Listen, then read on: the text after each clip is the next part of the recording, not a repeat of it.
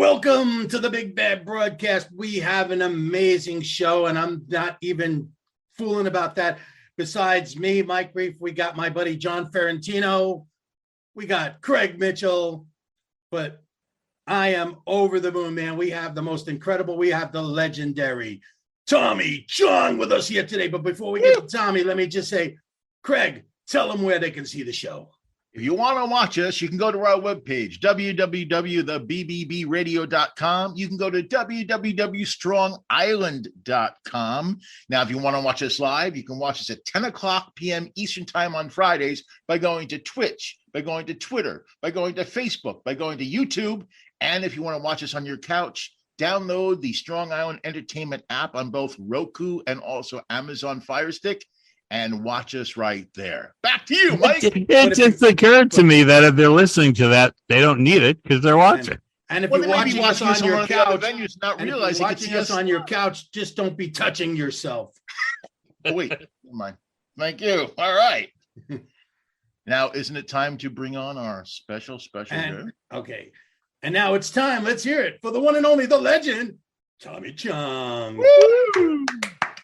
Hey, man. Welcome to the Big Bad Broadcast, dude.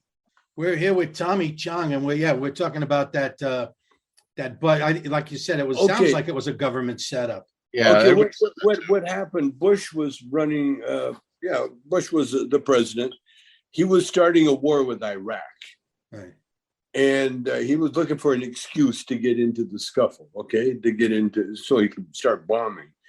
And his excuse was weapons of mass destruction. Right. Iraq was, getting weapons of mass destruction. Well, in the meantime, they were looking for some kind of diversion, like Nixon did with the hippies during the Vietnam War. Yeah. He was looking for some excuse to take the heat off them. And so they went after the bong business because that was the only business that dealt with weed that it was a gray area because, how do you bust a guy for a water pipe?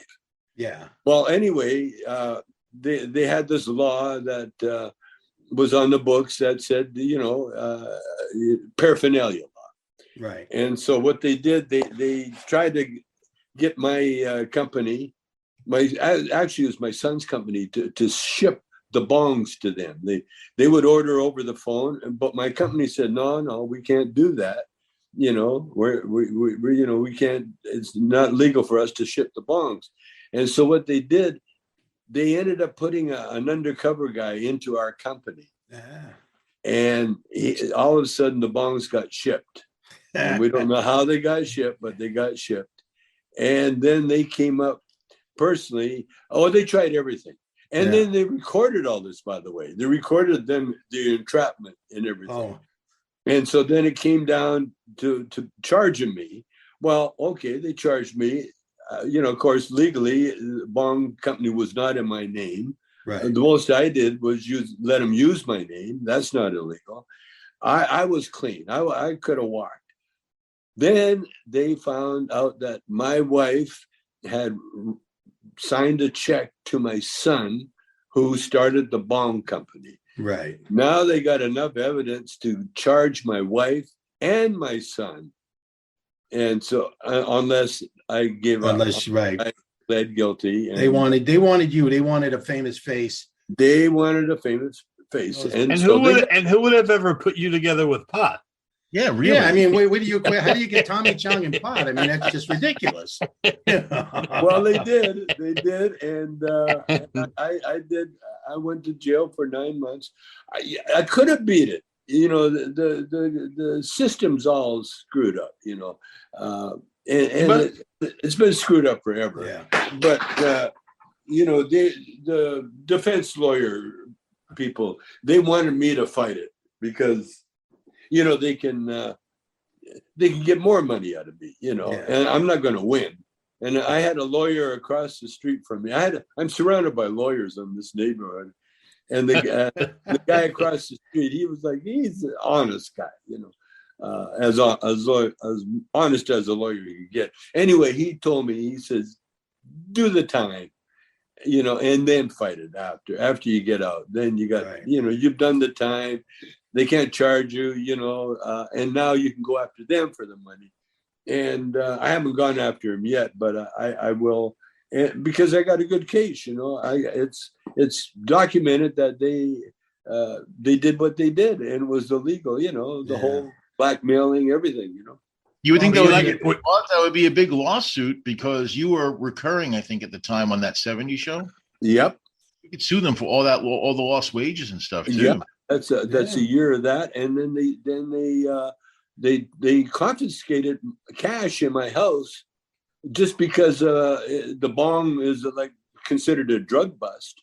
Right. But my cash was from selling T-shirts. Oh man! And they took all the cash. They had me. The lawyers, my defense lawyers, they needed the $100,000 retainer, and on and on. It cost me about $2 million at the end of the day. Jeez. Wow. And they shut down the business. Isn't it fascinating that since then, not only is pot legal, but it's thriving in California. I mean, would you think that everything you went through prior and also during is one of the things that led up to that happening? You're like the Lenny Bruce of yeah. Actually, when Cheech and I first hit town, the first gig we did was at Red Fox's club. He had a comedy club on La Cienega, right, and that's who we met. We met all of Lenny Bruce's entourage. Wow, how very cool. And Tony, Lenny Bruce's road manager and father-in-law for a while, he came up to me personally, and he said that you're the closest to Lenny that he's ever seen. Wow, it was the best how cool is that? I ever had. And definitely as far as the free speech goes, I mean, you guys were guys were out there, you were doing what you, I might have to so off to you. And I'm talking about like the sketches before you guys got really huge, I mean, God, what commitment and what guts, what courage you got. You had to go on stage and do the stuff you were doing. It's so funny. I said to Mike the other day, I go, now that Biden wants to get rid of anyone with a pot offense in jail and expunge their records, I go, there's some guy from 1972 sitting there because he had a roach and a seed in his car. And he's getting out now and getting a pot card. Yeah. Well, when I was in there were so many pot people in there. Yeah. And you know what? They were all offering me weed. and I had to turn it. I turned it down because I knew how these guys operate. No, don't smoke. And so they were trying their best to bust me. Yeah. Because I'd get offered the weed and then they would drug test me. Like an hour later, I'd be called in for a pee test. What a coincidence, right? Yeah. No, he must have been like a celebrity though in jail, right? Yeah. Oh no, I was a big celebrity there. And in fact, I had when I got to the, first of all, Vanity Fair sent a limousine to take me to prison. Wow. And so my wife and I rode out to the prison in a limo. I hope they have great Bourbon in there. I had to say goodbye to my wife. Right. And then they took me up the stairs to the main prison, not the camp where I was in, but the main prison. I showed up in a limo. Symbolically, they had to handcuff my hands behind my back. Wow. And lead me through the gate. And that was the only time I had the cuffs on me. And then once I got through the gate, then one of the guards said, "Come on, I'll drive you over to the camp." And the minute I got into the pickup truck, he pulled out an album and he said, "Will you sign this for me?" See, you were like Capone, man. You had like a recline. Well, that's why I wanted to ask you. I want to ask you, what was the time like? I mean, was it like the time that me or what? Or I mean, obviously, no, I would think you'd have been in solitary, but you weren't. No, not at all, because it was an embarrassment bust for everybody. Right. Except the prosecutor, Mary Beth Buchanan. She was a prosecutor in. She got famous when 9/11 happened. Right. And she was the only prosecutor in this little town where the plane went down in Philadelphia. Right. And so That was her claim to fame. And by the way, they sentenced me on 9/11. Oh, Wow. Yeah, on the actual day or just the anniversary? on the anniversary. Yeah, Hmm. the anniversary of 9/11. I mean, that shows you what they were thinking. But You know? were you ever, I mean, maybe not, but were you ever concerned for your safety? I mean, it's still prison. I mean, and you're a famous I got to tell character. you, I got a tattoo here on this arm. This shirt's hard to get off. It's a white supremacy tattoo. And it was given to me I was 15 years old. And my house, my mother was really sweet. And if I brought a friend home and they needed a place to stay, they could stay at our house. And I met this guy. He just got out of prison, and he was covered with tattoos, and so, but he was in Lethbridge, Alberta, Canada, in the 50s, and back then they had a silent system going in all the provincial prisons, not a federal. It was a provincial prison, and this is British Columbia, Canada. And so the silent system meant that the minute you walked through the gates, you could not talk. Whoa. Unless you had permission. And if you broke that rule, if you uttered anything, you were subjected to a paddle. Wow. This paddle is 5 foot high, like a cricket paddle, and they'd strap you over a horse, the gymnast horse, That's starting to and sound they pull fun, your Tommy. pants down. And if you were lucky, you would pass out on the first hit. Ooh, Jesus. And they would give you as much as 10 whacks. Wow. Oh, my And God. it would ruin you for life.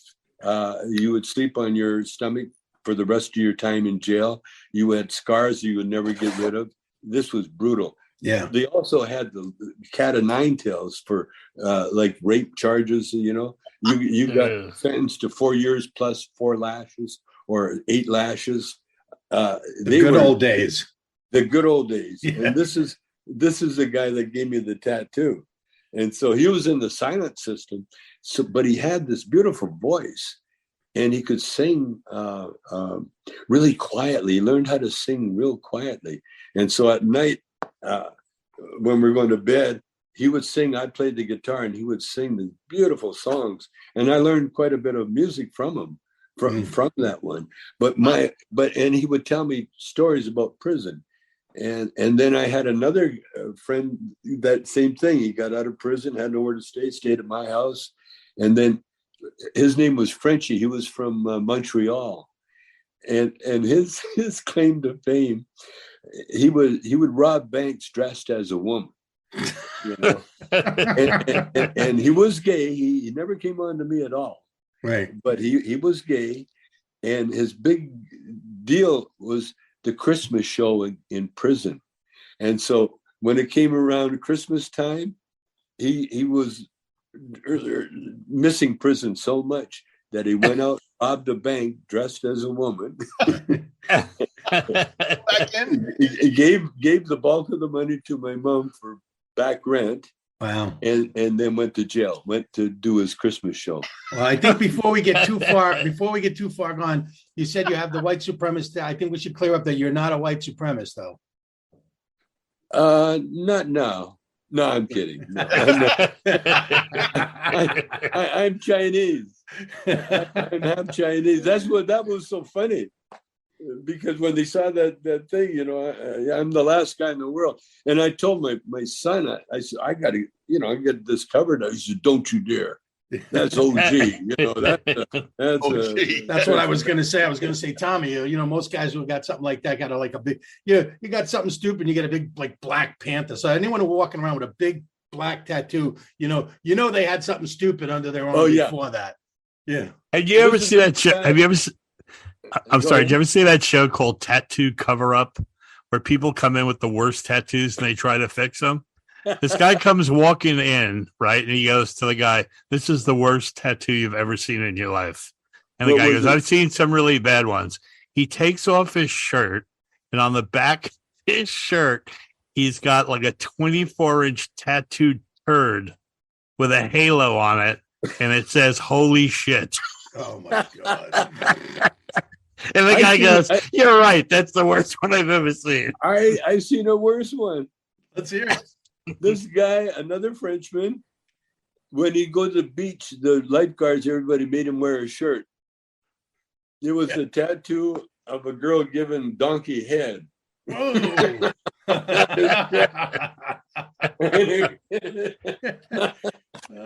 No, that was pretty disgusting. But go ahead, Tommy. I had another friend that just got these guys, when they get out of prison, they call it going on vacation, right? Because the only life they know is prison. Yeah. And so what they do, they get out and then they go. That's why these crazy carjackings and all that shit, where they drive and the cops chase them forever and then they get caught. They're on vacation. Yeah. 9 out of 10, or maybe 10 out of 10, are going back to jail. You see, you can't go to the feds, just because you commit a crime. Yeah. You have to commit a federal crime. It has to be all that in order to get in. Yeah. Because hey, federal prison is a poor man's college. That's where you go to get operations that you can't pay for on the outside. Maybe you could email me like a list of things that I could do to get into the federal and get some. No, I'm sorry. I don't help idiots. But I have a friend who actually got busted for one of those drive, when you see the long chase and whatever. Yeah. And I asked him and I said, "What the hell were you doing?" And he said, "Well, I knew I was going to jail. Yeah. I had cigarettes left and he was smoking. I don't know if he was smoking crack or something. He goes, I had that left. He goes, I wasn't going to give up until I was done having a couple cigarettes and some more, Yeah. That's what they do. Yeah. That's what they do. Yeah. And I was in camp. And camp is different because it's nonviolent. If you show any kind of violence, put your ass into solitary, into the big prison. Right. But camp is like it is. It's a camp. Oh, I think there was a couple of funny things that happened. But one of the funniest things that I ever saw, man, was this. Where there's a phone to use a phone. You got to use a phone, like the room is filled with payphones, and so you get on a payphone and then you dial your number. But the cops or the prison listened in. They record everything you say. Yeah. And so because if the first time I was on the phone, I couldn't use the phone for 2 weeks, and then I hadn't been away from my wife that long ever. That I can remember where I couldn't talk to her. Right. And so 2 weeks was up. I called her up and it was a nice feeling, we're talking and she said, "How was it?" And I said, "Not bad." I said, I had one of the guards come in my cubicle and big fan, and we had a nice chat. And anyway, after I hung up, I get a call right away. Come to central or the control, down to control. I went down there. And the Gestapo, they all had long raincoats and that, the guys, really? The police, the prison, they're sitting there, not sitting, just standing up, running around. And they says, "Who's this guy that came into your cell? That was really nice to you?" Yeah. And I looked at him. Obviously they listened. I says, "Well, I don't know his name." And they said, "Well, what did he look like?" And he says, "Looked like a guard." Yeah. Uniform on. They want to make a snitch out of you, right? They tried. Yeah. They tried. They just a little bit, they tried. They well, who knows, this guy's a snitch, because that's the whole thing. Yeah. And of course I couldn't snitch, You know what I did? I made a point of being squeaky clean, right? Because there's no reason. You get everything you need, the spotlight's going to be on you like major, way more than Joe Smith. You know what I mean? And the thing about pot, that's easy to quit. Yeah. I mean, I forget to get all the time. You don't forget to munch out, right? You talk about prison stories. I knew a guy, right, that was pretty clean. and he was roommates with this other guy in New York, and these bikers broke into the house thinking he was the other guy. So they, listen to this, they beat the crap out of him. They put him in a duffel bag and threw him out on a parkway. Whoa. And he got out and said, that's it, I'm going to California. Left that next morning for California, got there, had basically no money, met somebody, which was a setup, and said, hey, can you deliver this package? It's $5,000. So he delivered the package for $5,000, and it was like a pound of Coke to a federal officer. He goes to jail, right? But he goes to this white collar Watergate type jail. Yeah. So he goes to the jail and he meets this guy who's a computer hacker, teaches him all about computer hacking. They get out of jail together. They hack into the police computer. They erase their records and start a business and run all the computers for the LA Police Department. Smoke. I mean, you can never do that now. This goes back, 20 years ago, but what a great story. Yeah. And talk about, the prison I was in, it was run by prisoners. yeah. They're the smart ones. The guards are the ones that couldn't get a job at Burger King. Yeah, there you go. Well, that's why they're working as guards. I mean, honestly, who in their right mind wants to work around prisoners especially in a hardcore prison? You gotta be out of your mind. It's thankless job. Yeah. And Well, you're walking, you're dressed up, and you got everything on. It's hot. We used to lay like we're on the beach, and I'd pretend the guards were like, hey, excuse me, could you give me a cold beer, please? One of Well, see, but that's in the camp, yeah. But I mean, like in the prison, you're standing in a nice uniform, walking down, and next thing you know, somebody throwing feces at you or something that. I mean, who the hell wants a job like? But nobody. Yeah. But I wanted to ask you before we get too far into that. Okay, I mean, sure. you have a new company. Are you now? You're doing something with Cheech, right? Are you doing the Cheech and Chong cannabis? I was looking a little bit about that. We're looking to go, on the stock market, Right. Go public with it, and we're together. And by the way, if you want any of our product, including the nice dreams and everything, you can go on Cheech and Chong's Takeout. Yes, I saw that this morning. Cannabis Takeout app that you can get a Cheech and Chong Takeout. I'm going to call the company and see if they'll sponsor us. And it gets delivered right to your door. You pick out what you want, and you don't have to, move a muscle. The Cheech and Chong Takeout app, is that on Android and also iPhone? Yeah, it's on everything. Yeah, you can't miss. What's it called? It's called what? The Cheech and Chong Cannabis Company? No, Takeout. Yeah. No, Takeout is something you click on once you're. At least that's what I saw. You click on that once you're on the app, right? Yeah, that's it. That's it. That's how you get our product. And oh no, man, we're the Cheech and Chong. Yeah, we're hooked up for that. Well, here's something I'll ask you. On a Zoom yesterday with Cheech. It was pretty funny. I don't want to blow something for you, so just feel free to lie if it's not. But I get your, I buy the product. I've had the gummies. I buy the, and I get your emails all the time. Is that really you, Tommy? Not all the time, but once in a while. Once in a while. Once in a while, I'm on there. They took me off Twitter because it was getting too dangerous because I was arguing with too many Trumpies. Oh my God! Come on, what are you doing? What are you doing arguing with them, Tommy? Hey, is that coffee, Mike? What kind of coffee is that? Oh, this is my favorite blend. Well, all we can say, Tommy, is don't get us started. Yeah. Well, I had a cancer operation in 2014. Right after I did the Dance with the Stars, I got rectal cancer. Right. And I got a tumor, and so they had to move the exit around to the front.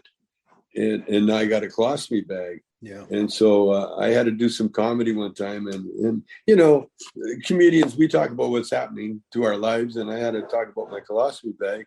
And I said, well, the good news is that I named it the Trump. Because it's full of shit. Hot air and shit, Oh my God, that is Freaking, by the way, my mother said to tell you she loves you. I just got back from Florida. It was her 91st birthday. And she knows you from Dancing from the Stars. And she remembers maybe a little Cheech and Chong, but she just adored you on Dancing with the Stars. Yeah. I got a lot of fans on that show. Yeah. I love that show. I used to try to sneak pot jokes in there, and they would have to retape my entrance all the time.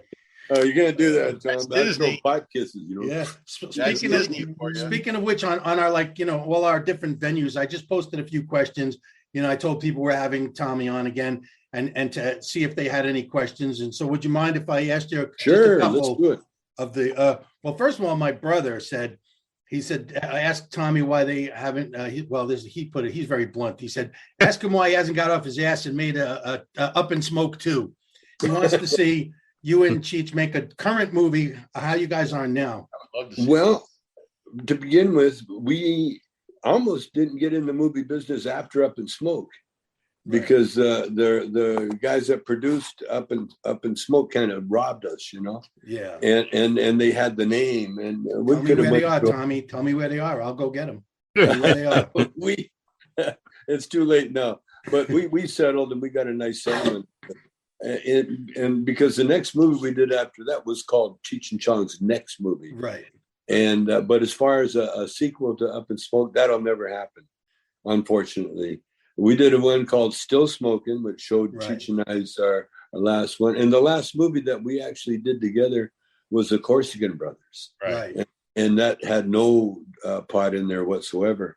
Nice Dreams was amazing. But one of the reasons why, Up in Smoke and everything, it's such a different world now. I mean, it was so taboo.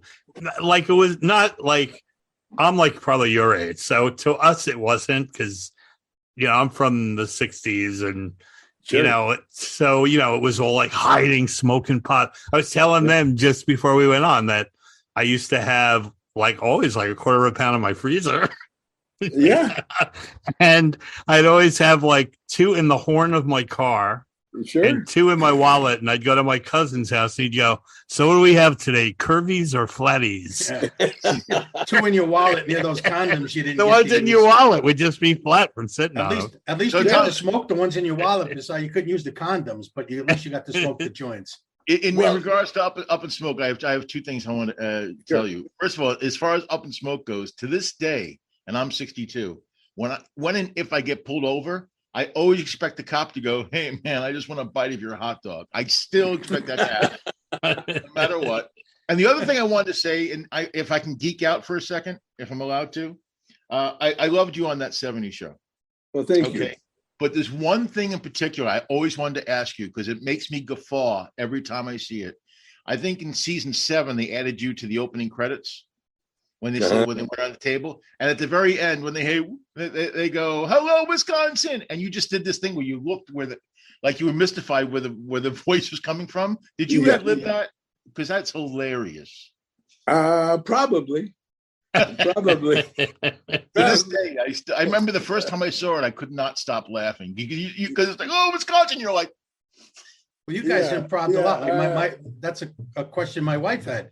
She said, please ask Tommy.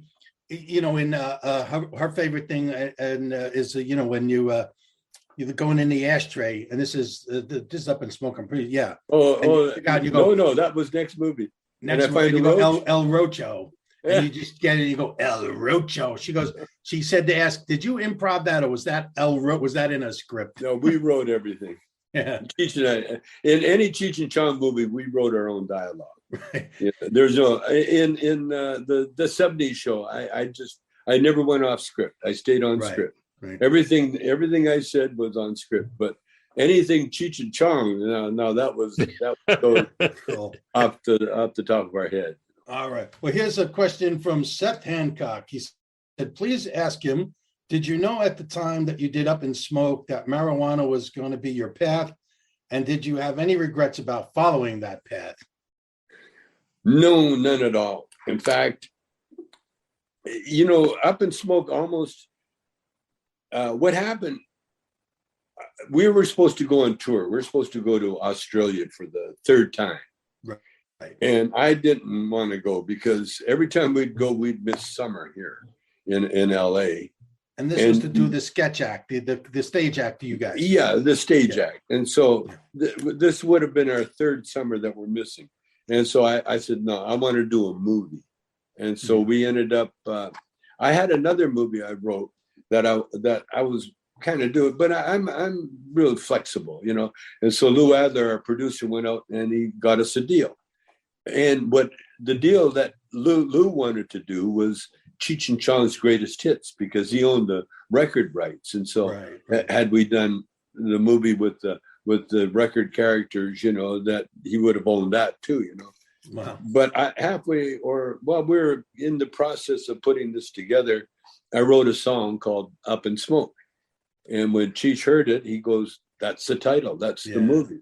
And so once we had the title, now we had to come up with the movie. And so Cheech and I actually did the physical part of writing it on paper, but it was Cheech and I, you know, our collaboration, and that's how we got it. But every actor in Up in Smoke wrote their own lines. Oh, wow. Every Smothers, you know, you get a job by sundown, or I'll shipping you up to. Yeah. He wrote every line. He wrote that. That was his. Stacy Keach, when he says, "Hey, what kind of meat the priest eat on Fridays?" None. God, see, I'd love to work with guys like you, man. Allow an actor to do all of that stuff. I mean, God. Oh, they loved it. They loved writing their own stuff. Yeah. That's what made that movie so great, because everybody, including Tom Skerritt, you know, the strawberry guy. Yeah. He wrote his own. Everybody and every actor loved us for it. Sure. Because you know, actors are so talented, man. They can. Writers are the opposite. I got like at least I think 30 people asked this, but I only wrote down a couple of names. So it's I wrote Pam Mosgrove, Michael Pappas, and Deborah Murphy Ross, and Joe Puglisi would like to know, where's Dave?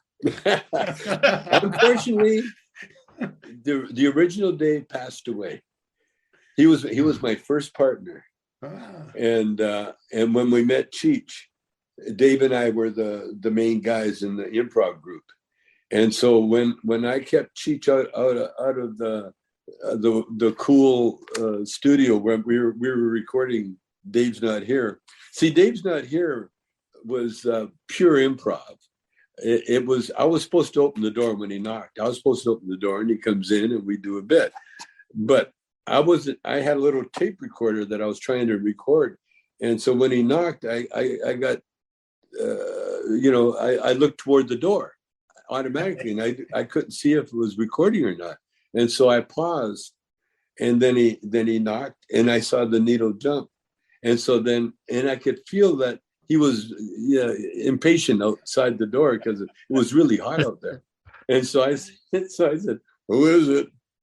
And I was supposed to open the door, and he goes, "It's me, man. Come on, open up. I got the stuff." And then there's no answer. You know, I could picture him out there. And so I sat in the nice cold recording studio waiting for him to knock again. And you got to remember, Cheech never broke character that whole time. He stayed totally in character. And then you should have heard the original recording. Oh, God. Because we reenacted that after in the studio. Right. And it was the only time that we ever worked with Lou in the studio as a producer. Because after that, Dave's Not Here. Yeah. We all we needed was a little mixed down room and an engineer. Wow. So it was like accidental magic. I mean, it was magic that just happened organically. It was just organic. First take. Wow. That's before we go to another question. I remember seeing you guys at Westbury Music Fair, on Long Island, and you guys came out doing the poodles. The dogs. And they could crawl. You just came walking down. There's like catwalks that go to the stage. And you guys came out on like all fours. I was dying. It was the funniest. Oh my God. Mademoiselle.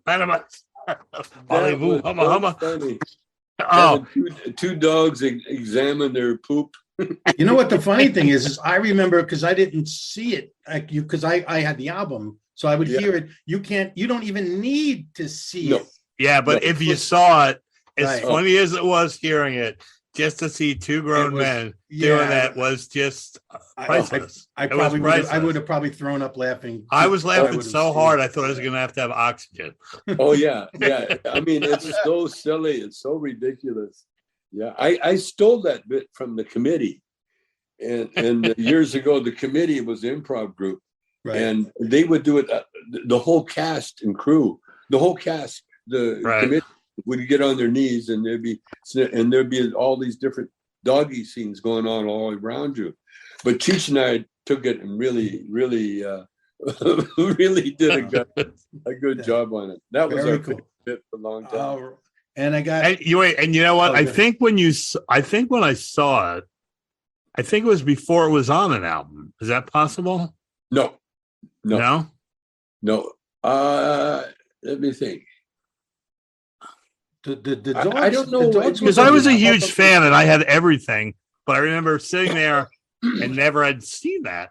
And I had everything. The Dogs was definitely on an album. I remember. No, I know that. No, I know it was on an album, but I was wondering if it was.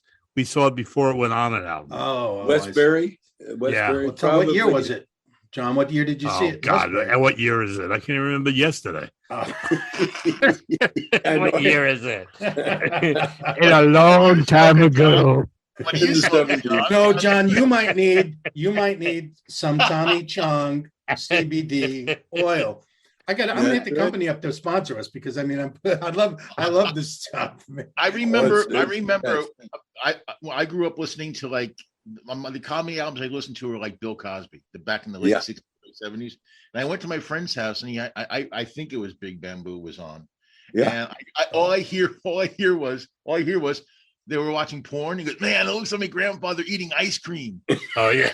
And I was like, "What the hell is this?" And we listened to the whole album. We just laughed our asses off. It was fantastic. Yes, thank you from the whole generation for actually. I mean, you inspired a whole generation of comedians. So well, Cheech and I, because we're partners, and we would ad lib so much of that.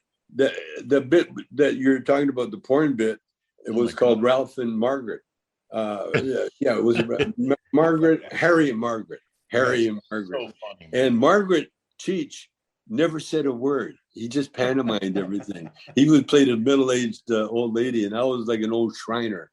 And I was the old guy that would comment, because my father-in-law, Harry, that's why we needed Harry. Harry had that sense of humor. What the hell are you doing now?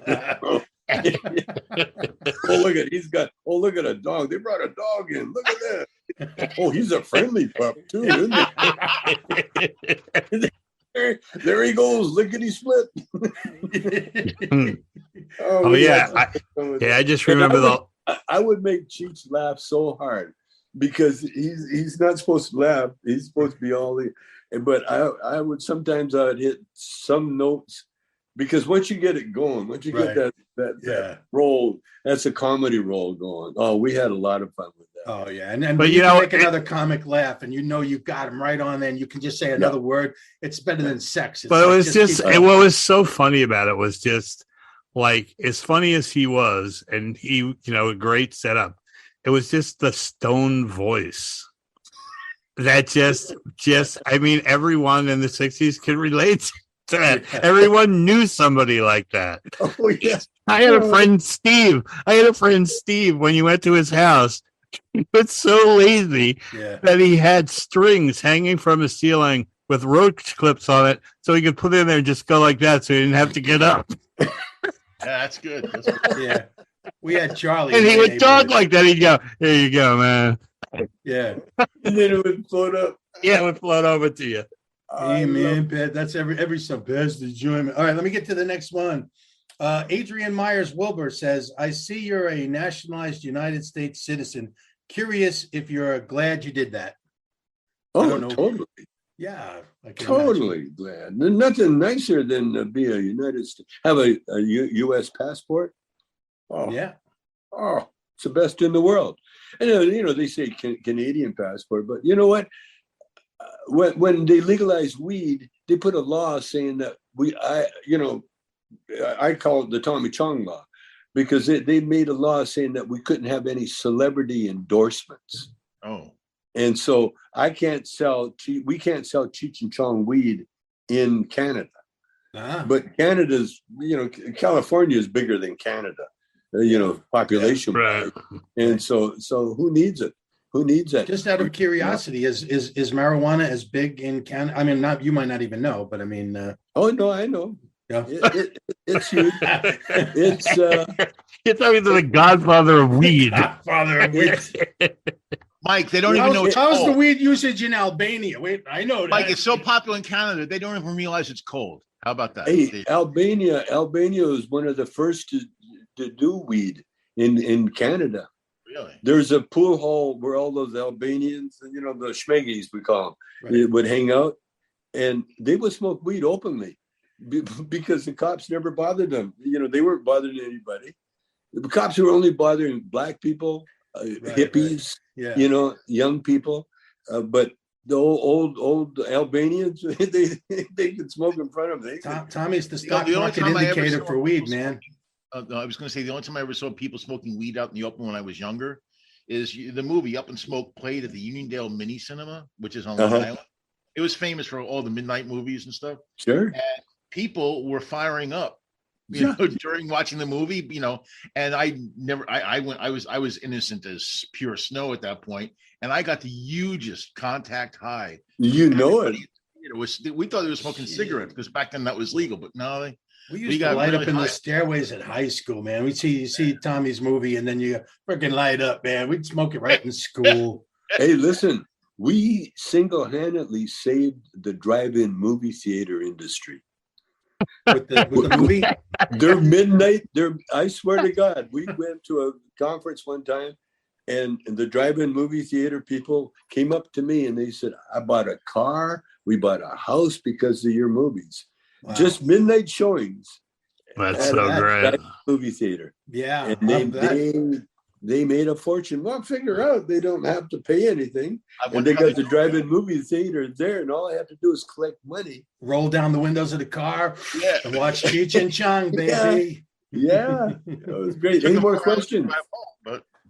Oh, yeah. Well, I got one from Noel Murphy, and I think this is a joke, whatever. But he said, is it true that you slouch down when you're working with Cheech so that he doesn't feel like Paul Simon? My slouch came, it was years and years of playing guitar. That's a guitar slouch, that thing around the neck. All guitar players have, and I definitely have one too. Do you still play? Oh yeah. But I got to tell people, two of the greatest guitar players ever. Lenny Bro is one. They're both Canadian. Lenny was from Winnipeg, I believe. Gay Delorme's from Edmonton, Alberta. They were so good. Gay Delorme helped write "Earache My Eye" on mine, on our record. Da da da da da da da da. That was a Gay Delorme thing that he wrote. He wrote the music. Tell me how to live. Yeah, I wrote the lyrics. Nice. But what was the question? I forgot now. About what do you still play? Yeah, you should. Yeah. Oh, and so here's these two of the greatest guitar players. I'm telling you, no one could touch them. Nobody. Yet they both died penniless. Wow. Yeah. At the end of Gay's career, the club owners would say, we'll pay him $100 just to come and just solo, just play anything, just come in, because he was so good.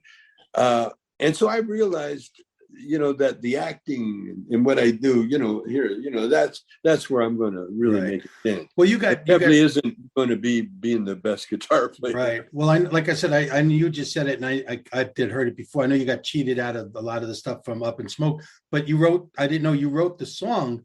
Do you own the rights to that? Did you make your money out of that? No more than Cheech, because I split it with him. Right. I split all the writing credits with Cheech. It was written by Cheech and Chong, written by Cheech. I was never into that until we did the last part of Up in Smoke. that's when I had to wake up because, I basically wrote and directed the whole movie. Right. And like I said, Cheech wrote his own parts. Everybody wrote their own parts. But when it came to the ending, Lou, who was directing at the time, all of a sudden I was barred from the set. Like I couldn't come on the set. And I direct, and all of a sudden for the ending, oh no, Lou doesn't want you on the set. What? Oh, okay. Really? And so then I waited. Then the ending came out, and it was horrible. It was horrible. It was like all a dream kind of thing. And so then that's when I asserted myself. I said, okay, we need a new ending. Okay, I got to write it. I've written a new ending, and I have to direct it. I told everybody I'm the director now. And from that point on, I directed all the Cheech and Chong movies. Awesome. Everyone. Well, you're a hell of a director because they're all incredible. Well, thank you. I appreciate it. So popular too. Well, it must be hard. I mean, it must be hard too to write a bit. You have a vision of what it is. And then my daughter's a playwright and a movie writer. And she says, like with her play, not one word can be changed. No. But in a movie, it's like you have your vision and then somebody comes in and just changes everything you saw. Yeah. Yeah. And sometimes it works. Sometimes it doesn't. I had in Up in Smoke, I wrote a whole dialogue for Jade East, the girl, but she was such a good actress that she looked at what I wrote and said, okay, here's what I want to do. So she, so I let her. The thing is about a playwright. I was taught by the guy in Colombia. But the reason they call it a playwright is like a shipwright. Guys that build ships, they need a shipwright. Now, what's a shipwright? A shipwright is to look at the design and make sure that the thing is going to float. It's not going to go hit the bottom. Right. And that's the same thing as a play. If the play doesn't have the right elements in it, it's going to die. It's not going to float. Right. And so that's what it is. Now, luckily with Cheech and I, everything we did, being comedy, every a perfect joke is like a perfect play. Mm-hmm. Right. You got beginning, middle, and end, and that was what we were really good at. We could make people laugh, and not just laugh, but make people laugh. Till I cried. And then we could deal with the laughter. It takes experience to do that, and directing. The trouble is with a lot of directors that go nowhere. It's a job for them. And the more they mess up, the more longer they keep the job, kind of thing. Right. And they'll drag it out. And half the time they don't really care about the end product because, they're on to the next one. Yeah. See, that was the other key, keep building up. And eventually you get, it'll catch up to you. But I've never had that, I think it was my early training. I had learned how to play guitar because we had a fiddle player that lived across the field from us, and his guitar player got a better job or something, left town, and I could play guitar good enough for the fiddle player. So what he did, he took me under his arm and he says, okay, here's what you do. And he taught me how to play for dances. Mm-hmm. And that takes a lot of stamina. Because you got to not just play a tune, you got to play a lot of tunes and then have a rest and then do it all over again, Yeah. And so music became a real chore for me. And I got really good at being able to back up the fiddle player. And to me, that really was the secret of my success. Because if you notice, everything I've done about, like when I was with Motown, the reason I was with Motown is that I had a phenomenal singer. I wrote the songs, but you have to have that front man. Right. Great front man. And then when I did the comedy, I had Cheech. See, as long as I had Cheech, and then boom, he's going to be the funny guy, and I'm the backup guy. Right. It's like a good, like you said, ship's captain or a politician or whatever. So funny. Every time the best people around you. Every time I hear fiddle, we had that guy who played like with some big, huge country western guy, and I said to him, "What's the difference between a violin and a fiddle?" He said, "A violin stays in a case. A fiddle has beer stains on it." And the common thread, Tommy, you would probably, I know you're going to agree with this, is music and comedy both are based on rhythm and timing, and there's similarities between both of them. So if you're good at one, odds are you can probably figure out how to be good in the other. Well, there's also another element, truth. See, music, truth is being in tune. If you're slightly out of tune, there's something off. Right. So that's why all the musicians, the symphony, jazz, everybody else, give me an A, and boom, they're tuning their instrument. Because once you get that tune, you get that perfect sound. Now you're ready to go. And same as timing. Music, a lot of the music depends on the silence in between the notes. And it's not your ability to hit a lot of notes at one time. It's when are you going to hit them?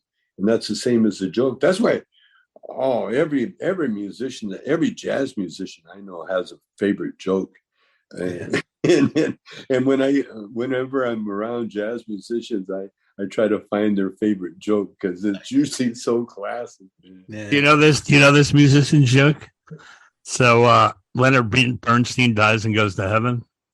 So he's met at the gates at the pearly gates by St. Peter. He goes, "Welcome to heaven. This is going to be great." He goes, "We have the all-time famous musicians that we've been waiting for you. Mozart has original pieces. Beethoven has original plays. These things have never been heard." He goes, "This is amazing. What's the catch?" He goes, "Jesus knows this chick that sings."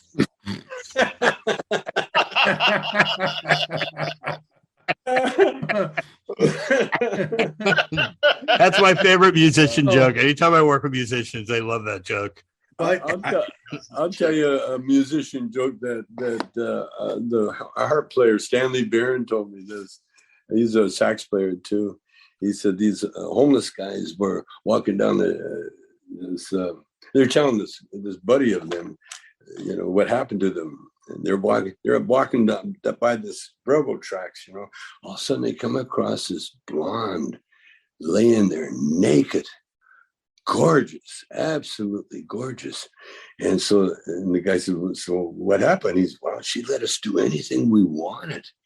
We could do anything we wanted as long as we wanted. We just did it." Right. And the guy says, "Did she give you some head?"